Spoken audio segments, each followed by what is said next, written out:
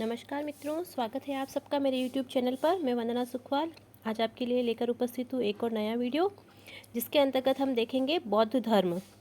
देखिए, रीट परीक्षा के अंतर्गत जुड़े हुए दो नए टॉपिक हैं, एक जैन धर्म है और एक बौद्ध धर्म है।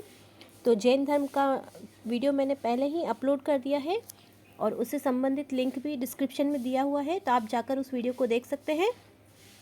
और आज हम बौद्ध धर्म के बारे में देखेंगे, बहुत शॉर्ट्स में देखेंगे कि जो मुख्य बातें हैं जिनसे परीक्षा में प्रश्न आने की संभावनाएं हैं, बस हम उन्हीं के बारे में चर्चा करेंगे। तो शुरू करते हैं माँ सरस्वती के चरणों में नमन करते हुए आज का टॉपिक बौद्ध धर्म। देखिए, महावीर स्वामी की तरह 6ठी शताब्दी ईस्वी पूर्व में भारत में एक विभूति का जन्म हुआ और उन्होंने उस समय समाज में फैले हुए ग्लानि, रूढ़िवाद और सामाजिक जटिलता के विरुद्ध आवाज़ उठाई थी और जनता को जीवन का सही मार्ग दिखाया। ठीक है, तो वो कौन थे? महात्मा बुद्ध। इनका जन्म 563 ईसा पूर्व में लुम्बिनी वन में कपिलवस्तु वर्तमान बिहार में हुआ था। तो देखिए, जन्म कब हुआ? 563 ईसा पूर्व। कहाँ हुआ? लुम्बिनी वन। कहाँ है ये? कपिलवस्तु, बिहार। और इनका कुल था शाक्य वंशीय क्षत्रिय कुल। महावीर स्वामी का ज्ञातृक वंश और महात्मा बुद्ध का शाक्य वंश। इनका गौतम गोत्र होने के कारण ये गौतम कहलाए। बचपन का नाम इनका सिद्धार्थ था। इनकी माता माया देवी और पिता शुद्धोधन। लेकिन 7 दिन बाद ही इनकी माता का स्वर्गवास हो गया इनके जन्म के। तो इनका पालन इनकी विमाता गौतमी ने किया, जो इनकी मौसी भी थी और इनकी सौतेली माता भी थी। जब बचपन से ही बुद्ध का मन संसार में नहीं लगता था, उन्हें बड़ा विचित्र सा महसूस होता था। बिल्कुल विचारशील और एकांत प्रिय, करुणावान थे और लोगों में कष्ट देखकर उनका हृदय दया से भर जाता था। इसी उनकी अवस्था को देखते हुए उनके पिता ने 16 वर्ष की आयु में उनका विवाह यशोधरा से करवा दिया और लगभग 10 वर्ष तक इन्होंने गृहस्थ जीवन व्यतीत किया। लेकिन फिर भी बार बार जीवन के सुख दुख की समस्याओं इनके लिए उलझन पैदा करती रहती और इस तरह से इनके मन में वैराग्य की भावना का उदय हो गया। तो एक दिन अपने पुत्र, अपने पिता, पत्नी और संपूर्ण राज्य वैभव को छोड़कर ये ज्ञान की खोज में निकल गए। तो महात्मा बुद्ध का गृह त्याग करके ज्ञान की खोज में जाना कहलाता है महाभिनिष्क्रमण। देखिए, कुछ टर्म्स हैं शब्दों की, तो आप उन्हें विशेष ध्यान रखिएगा। महाभिनिष्क्रमण, महात्मा बुद्ध का गृह त्याग करना। निष्क्रमण का अर्थ होता है निकलना, बाहर निकलना। तो गृह त्याग दिया इन्होंने और ज्ञान की खोज में ये निकल गए। लगभग 7 वर्ष तक ये सन्यासी के रूप में जीवन व्यतीत करते रहे, लेकिन इनके मन की जो अवस्था थी, इनके मन में जो प्रश्न थे, उनका इन्हें उत्तर नहीं मिला और ये लगभग व्यथित से होकर इधर उधर घूमते ही रहे। तब प्रथमतया इन्हें आलार कालम मिले, जो वैशाली में रहने वाले एक तपस्वी थे। तो इन आलार कालाम से ये मिले, फिर भी इनकी ज्ञान पिपासा शांत नहीं हुई। उसके बाद वह राजगृह के उदक रामपुत्र से मिले, जो एक ब्राह्मण आचार्य थे, किंतु आचार्य के उत्तर भी उन्हें संतोष नहीं दे पाए। जिस ज्ञान की वो खोज कर रहे थे वह उन्हें नहीं मिल रहा था। तो देखिए, प्रथम मिले उन्हें आलार कालाम, द्वितीय रूप में उन्हें मिले उदक रामपुत्र। तो ये नाम याद रखना, अगर एग्ज़ाम में पूछा जाता है कि महात्मा बुद्ध के गुरु कौन थे, तो आलार कालाम या फिर उदक रामपुत्र, दोनों में से जो ऑप्शन में आएगा उसको टिक करना होगा। फिर उसके बाद ये उरुवेला वन में कौंडिन्य आदि 5 साथियों के साथ निरंजना नदी के तट पर तपस्या करने लगे। कहाँ पर? निरंजना नदी के तट पर कौंडिन्य आदि शिष्यों के साथ उरुवेला वन में।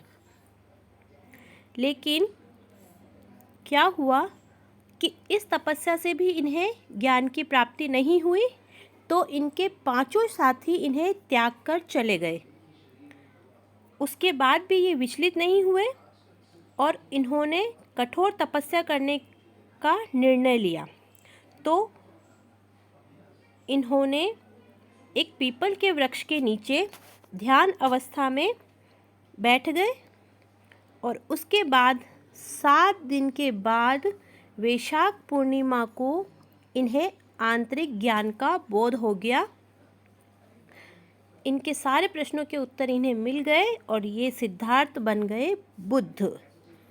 ठीक है। और जिस पीपल वृक्ष के नीचे इन्हें ज्ञान की प्राप्ति हुई थी वो पीपल का वृक्ष कहलाता है बोधि वृक्ष, और बोध लाभ और ज्ञान प्राप्ति की घटना कहलाती है संबोधि।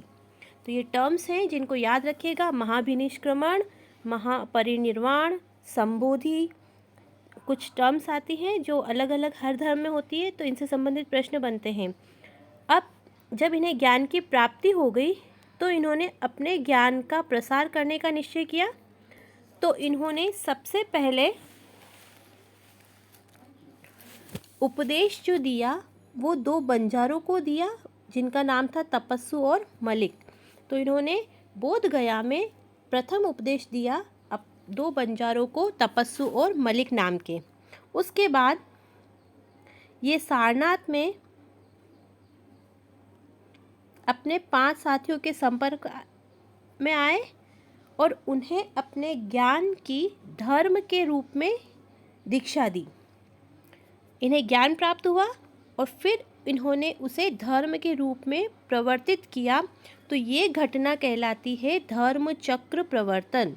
देखिए टर्म्स याद रखना, धर्म चक्र प्रवर्तन यानी धर्म रूपी चक्र का चलना शुरू हो गया। कौन से धर्म रूपी चक्र का? तो बौद्ध धर्म रूपी चक्र का। तो 5 साथियों से इन्होंने संपर्क किया और इन्होंने अपने धर्म की शिक्षा देना प्रारंभ करा। अब देखिए, ये देखिए महाधर्म चक्र प्रवर्तन। ठीक है।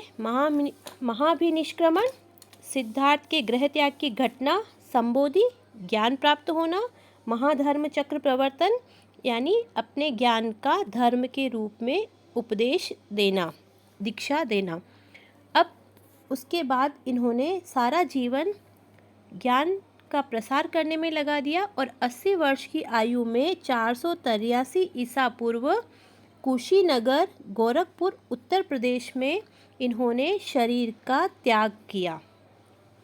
देखिए हर एक चीज़ बहुत ज़्यादा इम्पोर्टेंट है, विशेष ध्यान रखिएगा। जन्म कब हुआ इनका?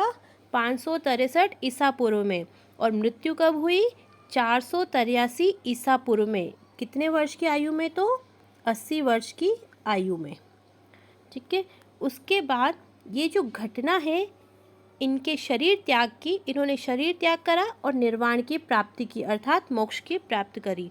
तो इस घटना को कहा जाता है महापरिनिर्वाण, अर्थात महात्मा बुद्ध के शरीर त्याग की घटना कहलाती है महापरिनिर्वाण।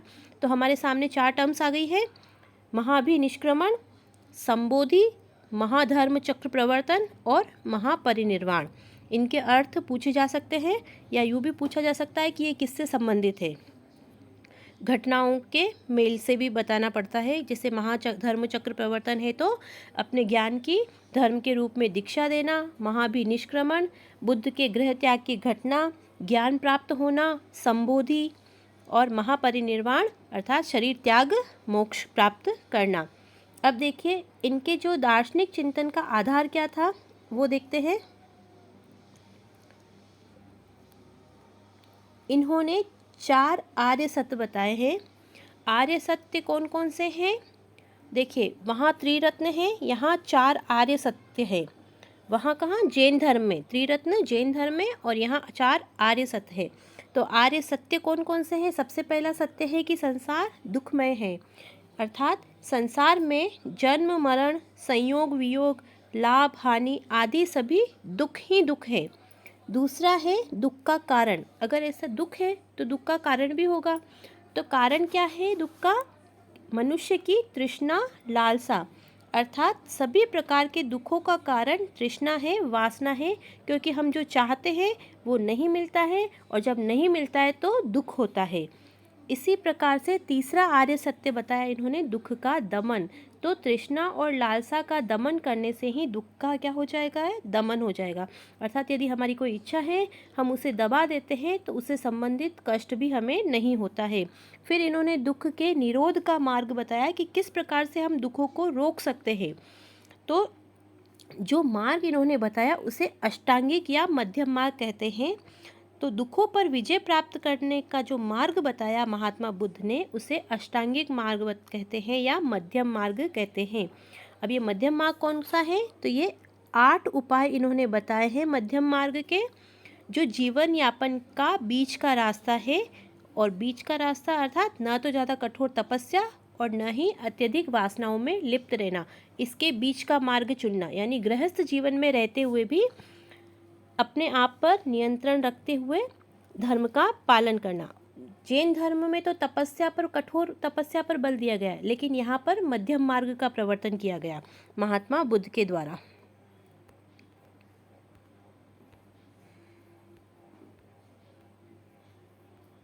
तो देखिए कौन कौन से हैं अष्टांगिक मार्ग। 4 आर्य सत्य तो आपको समझ में आ गए।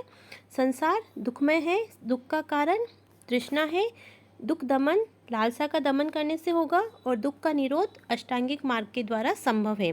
अब देखिए अष्टांगिक मार्ग कौन कौन से हैं, बोलते जाइएगा मेरे साथ। सम्यक दृष्टि, सम्यक संकल्प, सम्यक वाक, सम्यक कर्मांत, सम्यक आजीव, सम्यक प्रयत्न, सम्यक स्मृति, सम्यक समाधि। देखिए क्या क्या है। सम्यक दृष्टि अर्थात सत्य असत्य पाप पुण्य में भेद करना, उसी के कारण हमें सत्य पर विश्वास होता है। उसके बाद सम्यक संकल्प, दुख के कारण अर्थात तृष्णा से दूर रहने का विचार रखो, दृढ़ विचार अपने मन में रखो, दृढ़ संकल्प रखो। सम्यक वाक, नित्य सत्य और मीठी वाणी बोलो, शुद्ध वचन बोलो। सम्यक कर्मांत, हमेशा शुद्ध और अच्छे सच्चे कर्म करो, अपने कर्मों में शुद्धि रखो। सम्यक आजीव, अपनी आजीविका के लिए, अपने जीवन पालन के लिए पवित्र तरीके अपनाओ। सम्यक प्रयत्न, अपने शरीर को अच्छे कार्यों में लगाओ, उचित परिश्रम करो। सम्यक स्मृति, अपनी त्रुटियों को, अपनी गलतियों को बराबर याद रखकर विवेक और सावधानी से कर्म करो। अर्थात जो आपने जीवन में त्रुटियां की हैं, गलतियां की हैं, उसे वापस मत दोहराओ, धर्म के मार्ग पर चलो। सम्यक समाधि, अपने मन को एकाग्र करने के लिए ध्यान लगाओ। ठीक है, समझ में आ गया होगा बहुत सरल से शब्दों में। सम्यक दृष्टि, देखो इसके शब्दों से सब स्पष्ट हो रहा है। सम्यक दृष्टि, सम्यक संकल्प, सम्यक वाक, सम्यक कर्मांत, सम्यक आजीव, सम्यक प्रयत्न, सम्यक स्मृति, सम्यक समाधि। ठीक है, आगे चलेंगे।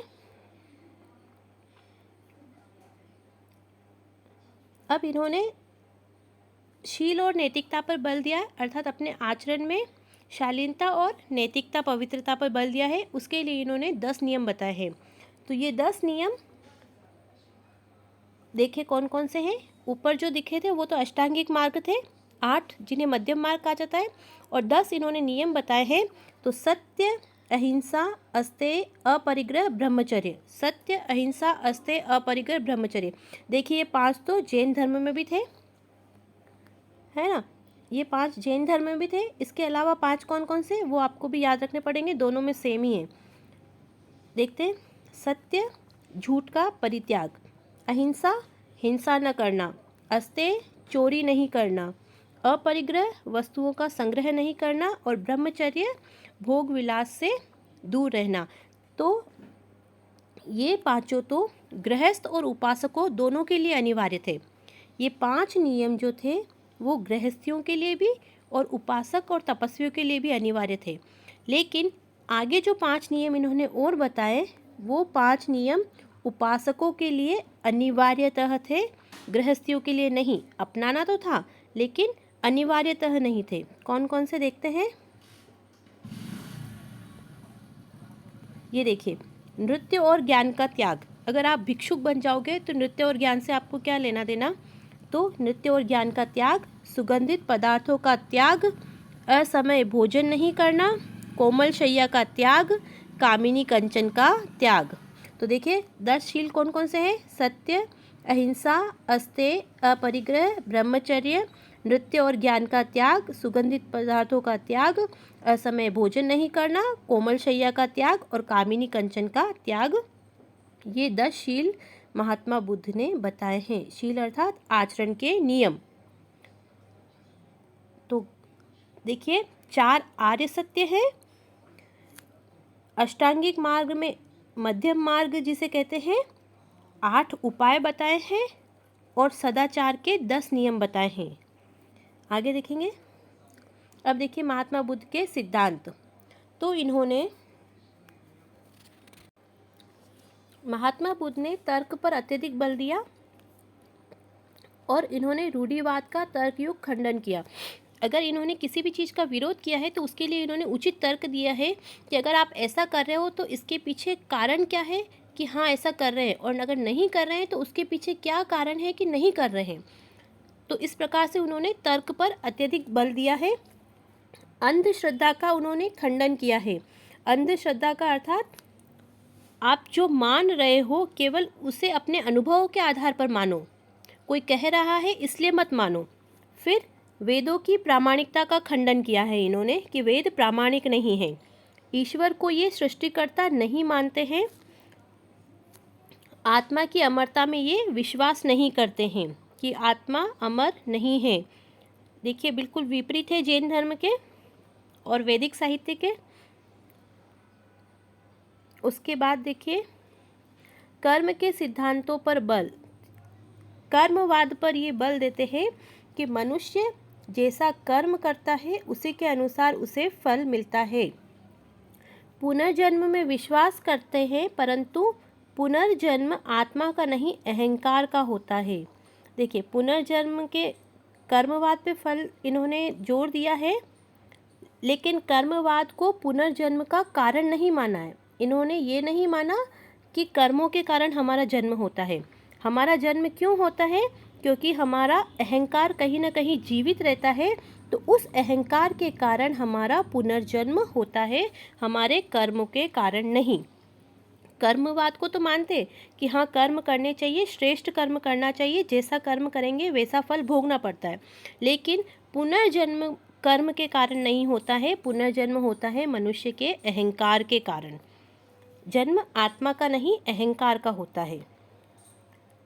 आशा करती हूँ यहाँ तक आपको समझ में आ गया होगा। 2-3 बार देखिएगा, थोड़ा सा दर्शन है तो समझने में मुश्किल होता है, क्योंकि एक धर्म क्या कहता है, दूसरा कुछ और कहता है, तीसरा धर्म दोनों की बातों को मिलाकर कहता है, चौथा धर्म तीनों की बातों को नकार देता है। तो हमें सब कुछ पढ़ना है और सब कुछ याद भी रखना है। तो यही एक तरीका है जिससे हम इन चीज़ों को याद कर सकते हैं कि आप शॉर्ट्स नोट्स बना के और इन वीडियोस को बार बार देखें। अब इन्होंने अपने धर्म में मूल मंत्र किसे बताया है? अहिंसा को। देखिए जैन धर्म में भी अहिंसा है कि मन कर्म वचन किसी से भी किसी भी प्रकार की अहिंसा नहीं करनी है। इन्होंने महापाप क्या बताया है कि प्राणी मात्र को पीड़ा देना ही महापाप है। यदि आप किसी को कष्ट पहुंचा रहे हो, किसी को दुख दे रहे हो, तो वही महापाप है। और सबसे अधिक इन्होंने बल दिया है अंतःकरण की शुद्धि पर। अंतःकरण की शुद्धि पर कैसे? यानी आप अपने स्वयं की शुद्धि करो, अपने आप को सुधार लो, बाकी सब कुछ सही हो जाएगा। उसके बाद इन्होंने तृष्णा की उत्पत्ति बताया है। कहाँ से? अंतःकरण से, यानी अपने मन से ही अपनी इच्छाओं की उत्पत्ति होती है, और जब वो इच्छाएं पूरी नहीं होती तो दुख का कारण बनता है। ठीक है। अंतिम लक्ष्य इन्होंने बताया है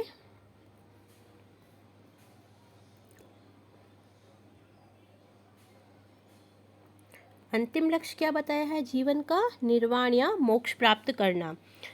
देखिए चाहे वैदिक धर्म हो, चाहे जैन धर्म हो, चाहे बौद्ध धर्म हो, तीनों ही धर्मों में अंतिम लक्ष्य मोक्ष प्राप्ति ही बताया है, बस उसका तरीका अलग अलग है। निर्वाण का अर्थ है बुझना, अर्थात जीवन रूपी दीपक की लो जब बुझ जाती है तो वह परम आत्मा में मिल जाती है, परम ज्ञान में मिल जाती है, तो वो कहलाता है निर्वाण। अब देखिए बौद्ध धर्म में त्रिरत्न है, बुद्ध, धम्म और संघ। वहाँ त्रिरत्न अलग थे, यहाँ त्रिरत्न विशिष्ट नहीं है, लेकिन इन्हें माना जाता है कि ये बौद्ध धर्म में त्रिरत्न है। तो कौन कौन से हैं? बुद्ध, धम्म, संघ। बुद्ध में विश्वास, धर्म का आचरण करना और संघ में आस्था रखना। अब देखिए कुछ टर्म्स और हैं जिन्हें देख लेते हैं।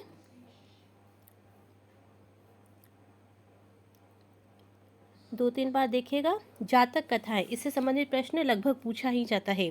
तो बुद्ध जन्म के पूर्व की कथाएं जातक कथाएं कहलाती है, ठीक है। और बुद्ध से संबंधित ज्ञान त्रिपिटकों में है। कौन कौन सा? विनय पिटक, इसमें भिक्षुकों के लिए नियमों का संग्रह है कि अगर जो बौद्ध धर्म में भिक्षु बनता है उसको कौन कौन से नियमों का पालन करना चाहिए, उनका संग्रह दिया हुआ है। दूसरा है सुत्त पिटक, जिसमें बुद्ध की शिक्षाएं दी गई है, जो हमने ऊपर पढ़ा है ना वो सारा। तो त्रिपिटक है, विनय पिटक, सुत्त पिटक और अधिधम्म पिटक। अभी हम देखेंगे अधिधम्म पिटक में।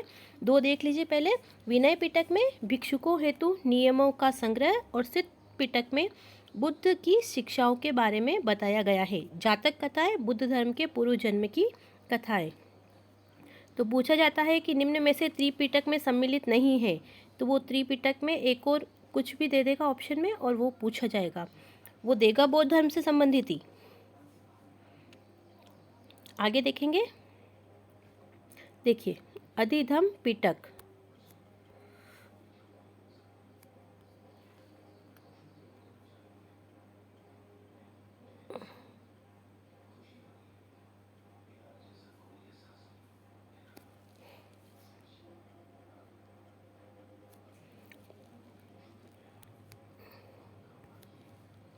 देखिए अधिधम्म पिटक में क्या है?